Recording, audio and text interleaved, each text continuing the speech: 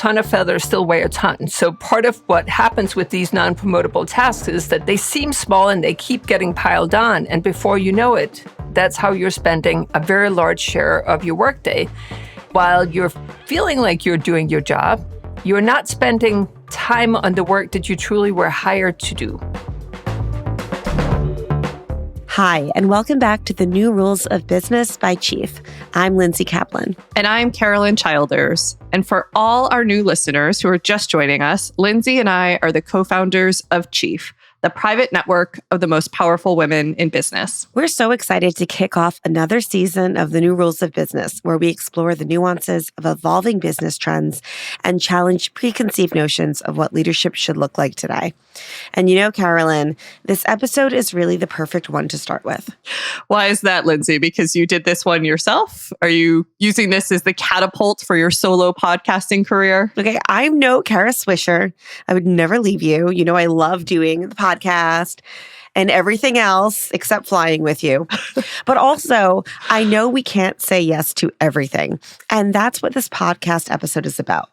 Saying no to non-promotable work that needs to get done, but that doesn't move your career forward. Well, just to be clear, this is something that I don't view as just needs to be done. I love doing the podcast, but sometimes we do have to say no. But I don't want you to feel bad about it, because as our guest, Dr. Lise Vesterlund, explains, the burden of non-promotable work is a big systemic problem. And you guessed it, it's one that disproportionately falls on women. Well, that definitely rings true. From planning the holiday party or grabbing cupcakes for someone's birthday, we know that women are tasked with this work more than men. But look, this falls on women and people of color too. And honestly, it goes way beyond cupcakes and parties. There's so much non-promotable work inside of every company today that is critical for business growth and operations. But these tasks take up a lot of time. It's a real problem. But it's a problem we can solve, both for ourselves and for our companies. Well, you know, I love it when you bring me some good solutions, Lynn. So I'm excited for this one, and take it away.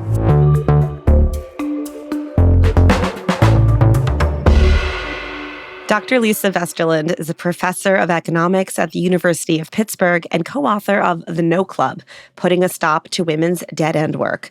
Thanks for joining us, Lisa. I really appreciate the opportunity to talk about the book because it will help raise the awareness that we really need to change this problem. So let's dive right in. In your work, you've explored the interaction of gender and non-promotable tasks in the workplace. So what are some examples of non-promotable tasks? What we characterize as non-promotable tasks are tasks that help out your organization, but it doesn't help out your career. Standard examples could be taking notes at a meeting, serving on an internal committee, mentoring someone, helping them with their work. Onboarding is a common example. So these tasks that you mentioned are actually valuable work for the health of the organization and growth of the business. I think there's a common misconception that non-promotable tasks are just referring to party planning or picking up the cupcakes. So you're absolutely right. I think that the non-promotable work that we tend to talk about the most is sort of what we call office housework. So cleaning up the kitchen, getting people to sign cards for a baby shower, things like that. That only accounts for a tiny fraction of what we characterize as non-promotable work. Many other non-promotable assignments include mentoring, helping others with their work, conflict resolution, if there's a conflict in the office. It may even include working with that really time-consuming and difficult client. So when we think about promotable work, we really want to think about it in a continuum. If you're doing work that is much less promotable, much less recognized when it comes time for promotion and rewards and salary increases, it will fall in the non-promotable bin. But what we sort of characterize as non-promotable work is work that doesn't contribute directly to the mission of the organization. So if you're working in a for-profit firm, doing work that doesn't bring in revenue directly tends to be non-promotable. Doing work that is invisible, like editing a manuscript, proving somebody else's work, tends to be non-promotable. A really important characteristic is doing work that doesn't require your specialized skills. So if you're doing work that everybody can do, it tends to be non-promotable. So think about taking notes at a meeting or summarizing the notes. Anybody can do that. So thinking about these sort of three characteristics really helps us see if the work that you're doing can be characterized as being non-promotable. So much of that work sounds like what a good leader looks like. The mentoring, the listening, taking the time to pay attention to the people in the workplace. There's such an interesting wedge to hear that everything that I think about what model good leadership looks like, there is a price to pay because it is not so closely tied to revenue generating work. You're absolutely right. And that's what's so intriguing, that these are indeed characteristics that the organizations see as being valuable. There are also characteristics that female leaders are far more likely to engage in. Part of the reason why we have entitled our book, Putting a Stop to Women's Dead-End Work, is really not just that women should start prioritizing more promotable work, but rather that as organizations, we need to put a stop to this work. We need to find ways of prioritizing this work, recognizing the work, so that it either becomes directly promotable, something like onboarding. How could that not be promotable? It's one of the most important things that we do as an organization. And yet, in many organizations, helping out new employees is not a recognized assignment. So part of it is sort of reassessing what should be promotable, and also finding ways of redistributing the work that is non-promotable. One of the things that we found in working with a professional services firm is that this work adds up to an extent that we never imagined. In this one particular professional service firm, we found that women were spending 200 more hours per year on non-promotable work than their male colleagues. That's a full month of work that they were doing that didn't get any recognition. So while we may pay attention to bringing in the cupcakes, we need to start paying attention to all the other non-promotable work so that we give our female and male employees similar opportunities to demonstrate their skills. So why do you think we've gotten to this place where women aren't comfortable using the word no? Well, so what we can see is that everybody is expecting a yes from women. So we've done a number of studies where we sort of try to look at what happens if we're in a group setting where somebody has to take on an assignment that nobody wants to take on. In that setting, we can see that women volunteer about 50% more than their male colleagues. Similarly, we can see that if we have a manager who's going to ask someone to take on an assignment that everybody would prefer somebody else will do, that they ask women 44% more than they ask men. Indeed, when they ask women, they are 50% more likely to say yes. So part of what we show in our study is that both that we have this evil circle where we all ask women more and expect them to say yes, but also that women aren't saying yes because they love taking on this work that nobody else wants or because they're particularly good at it. Rather, we all have these ingrained expectations that women are going to do this work, which means both that women will have internalized those expectations, so they feel very guilty when they think about saying no. That's the number one comment that women give us when we ask them how they think about saying no, so they feel tremendous guilt. Another reason why they say yes is because they are likely to experience backlash if they say no. So they have sort of a much tighter culture around what they are allowed to do. Unfortunately, it means that they end up taking a lot more of this non-promotable work in the workplace. So I want to talk about your book, which has one of the best titles I have ever heard.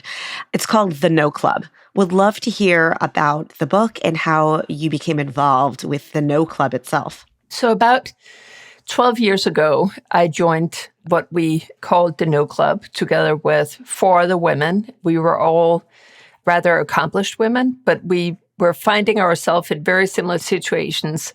Namely, we were working really, really hard. We're really struggling to keep up, basically playing whack-a-mole all day long, trying to clean off our to-do list, and the to-do list never seemed to get any smaller. So we began to meet once a month in, I wouldn't call it a dive bar, but it had $10 bottles of wine, so it is drinkable wine.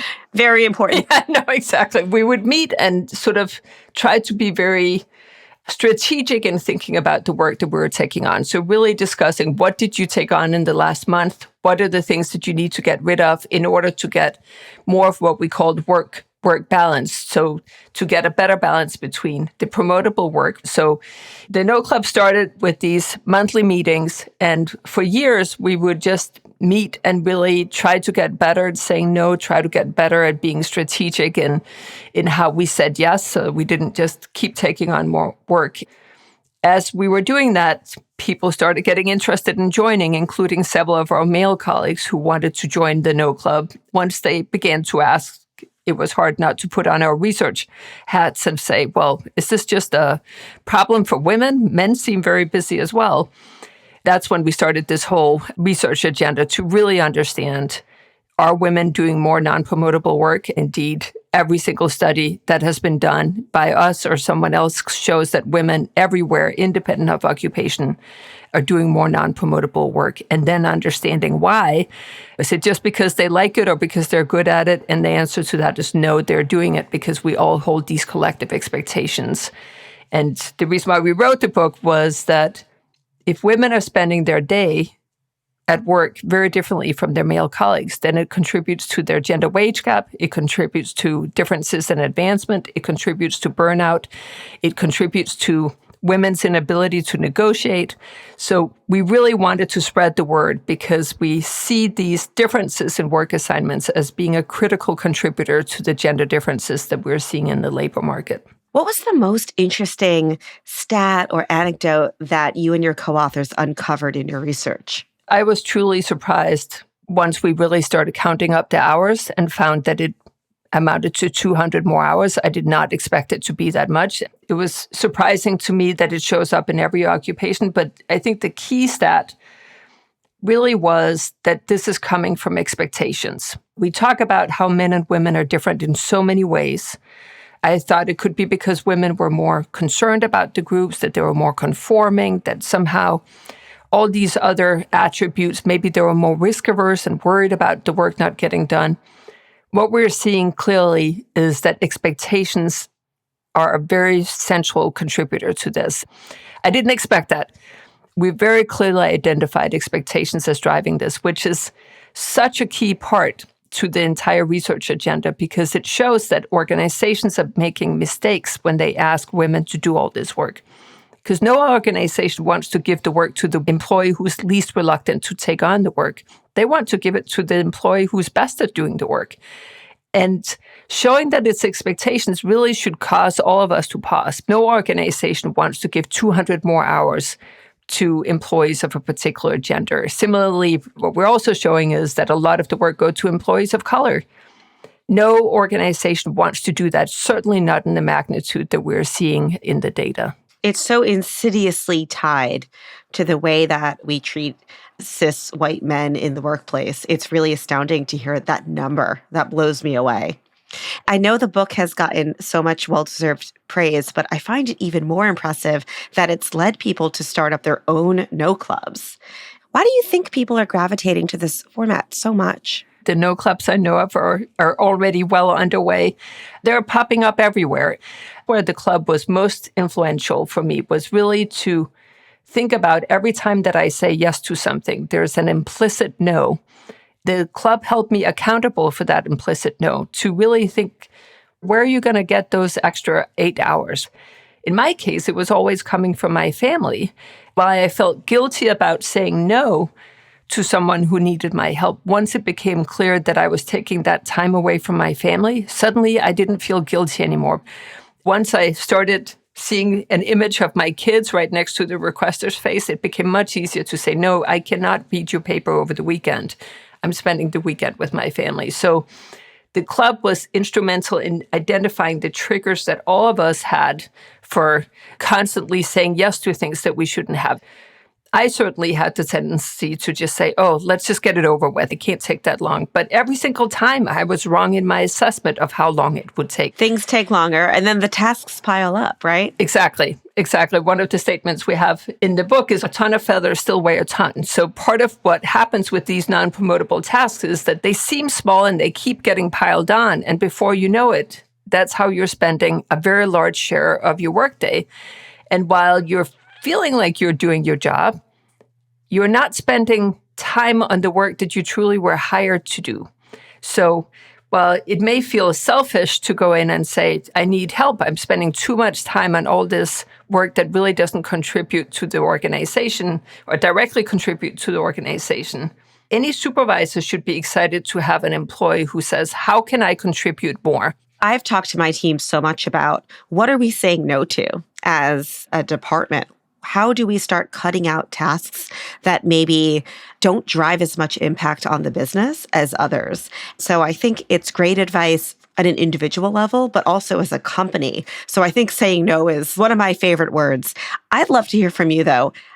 How does one say no? I have the privilege of being co-founder of Chief, and so it's a lot easier for me to drop that word in meetings. What are some strategies that others can take to really evaluate and say no to these non-promotable tasks? Well, so just to touch on a very important point that you first mentioned, at the end of the day, this has to be up to the organization. It has to be up to the organizations to change how they allocate and reward work.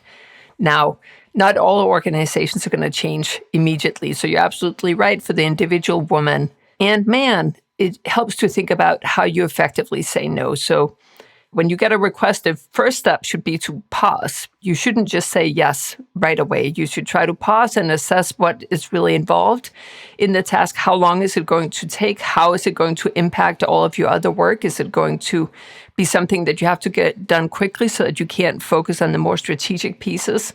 Once you've assessed the task, then figuring out if this is something you can say no to it or if you have to say yes. If you can say no, an effective way of saying no is to give a quick explanation and then help the requester solve the problem. So say, I can't work on the holiday party because I'm working on the product launch, but why don't you ask Sam? He's new to the organization. It would be a good way for him to get to know everyone. So really remembering that the requester often just wants to solve the problem. And while an assignment may be non-promotable for you, it could very well be promotable for someone else. So an effective no is one that explains it and solves the requester's problem. Now, if you can't say no, you can negotiate your yes. If you've thought carefully about the assignments that you have on your plate, there will be things that you want to get rid of. So if they ask you to take on the holiday party and you don't have an option, you might want to say, take me off another internal committee, or you might say, the holiday party is a really big assignment. How about if we split it in 3? I will be in charge of budget. Somebody else will do the rest of it.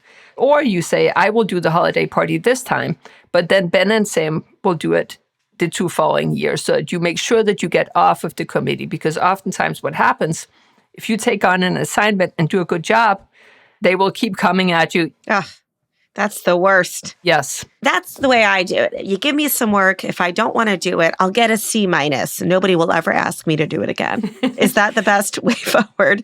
Probably not. No, that's exactly why we have to change the way that we handle this work in organizations, because that's the incentive that we have right now. I think a lot of us are in organizations where we've seen a strategic display of incompetence. Employees who otherwise can do lots of challenging assignments suddenly can't figure out how to take meeting notes. So if we don't address how we allocate this work, we create this incentive for people to shirk, which is certainly not in the interest of the organization. It's great advice.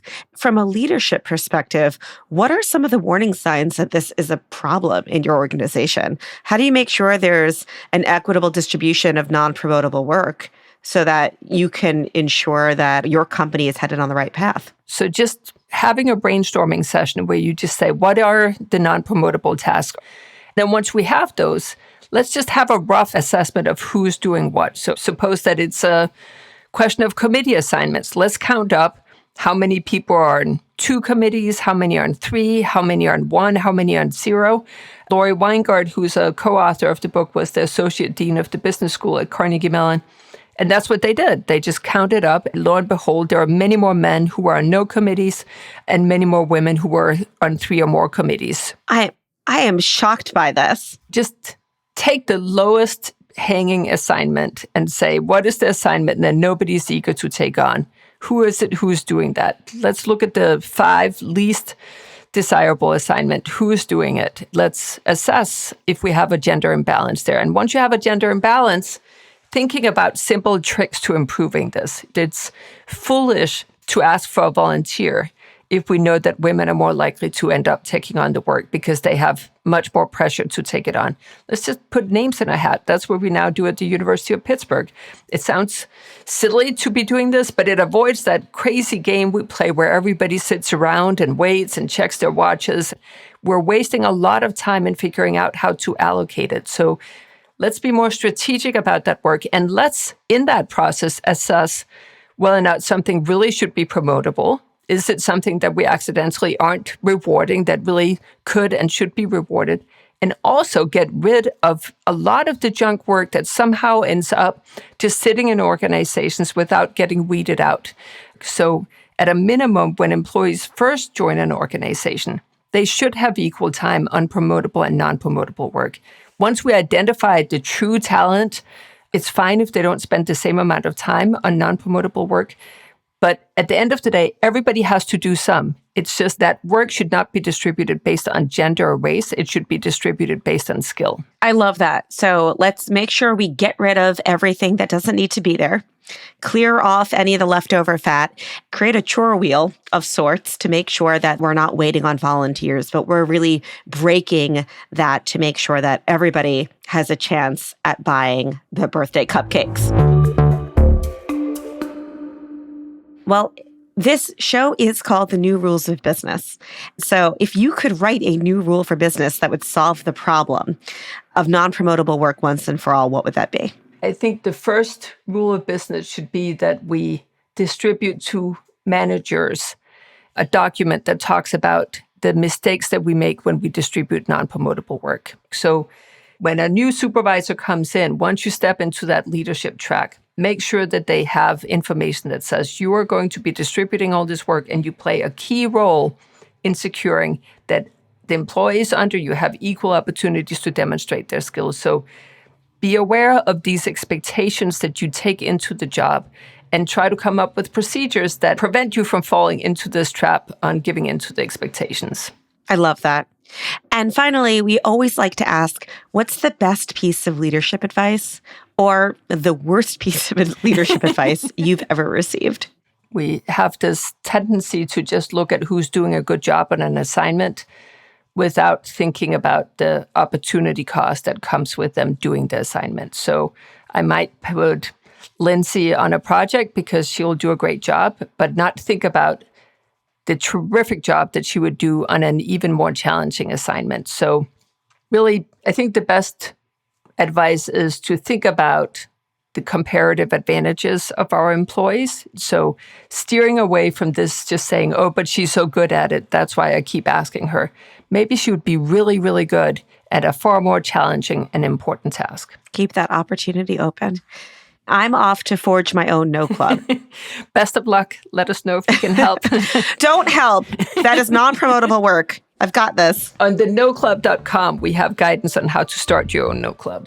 Once you have your own No Club, send us a picture and we'll post it right there along with everybody else. Lisa, thank you so much for joining us. It was my pleasure to be here.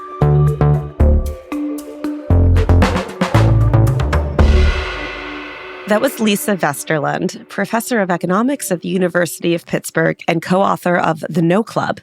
All right, so what do you think, Carolyn? Will you join my No Club? Maybe, Linz. I will join any club you ask me to, but just don't ask me to be your note taker, scheduler, or cupcake buyer. I think we would both be the people to last minute grab the stale cupcakes from the grocery store. It's funny because it's true. But seriously, though, what really stood out for me is that while there are tactical steps that you can take to handle this problem better for yourself, it is even more important for us as leaders to take a more strategic, big picture perspective of it. We really need to think through all the work that isn't promotable and find more equitable ways to distribute it. We need to take a step back and look at our own biases at what we deem to be valuable or promotable, because there could be whole jobs in the organization that are non-promotable due to not being revenue driving or tied to a core service. Exactly. Leaders really need to be thinking more holistically about what and who is driving all facets of the business to make sure nobody is stuck doing dead-end, underappreciated work. It's also important for leaders to realize that a task that might be non-promotable for one person might actually be a great growth opportunity for someone else. And of course, you need to figure out which non-promotable tasks just aren't worth doing at all. Those are calls that every leader needs to get comfortable making every single day. Because as Lisa said, the non-promotable work will just keep piling up. Piling up to 200 hours a year for a single person. That stat really blew my mind. And if our listeners want to learn more, I would definitely recommend checking out Lisa's book, The No Club. It's full of great stats, amazing stories, and really applicable ideas for solving this problem. Because it's not just about saying no. Although I do love saying no. Yeah, no shit you do. Yeah, I do. No, you were supposed to say no. But I don't think this is the no she was actually talking about. But anyway, you want to close this out? You're so good at it. No, I said no. I am an official member now of my own no club. All right, well, why don't we tackle it together then? Like the cupcakes? Okay, let's divide and conquer. So don't miss out on all of our Chief content. You can get more podcast episodes by following the show on your favorite podcast app. And if you're more of a social media person, find Chief and join the conversation with us on LinkedIn. But if you're ready to up the ante and you're thinking about becoming a member of the Chief Network, head to our website, chief.com, where you can apply.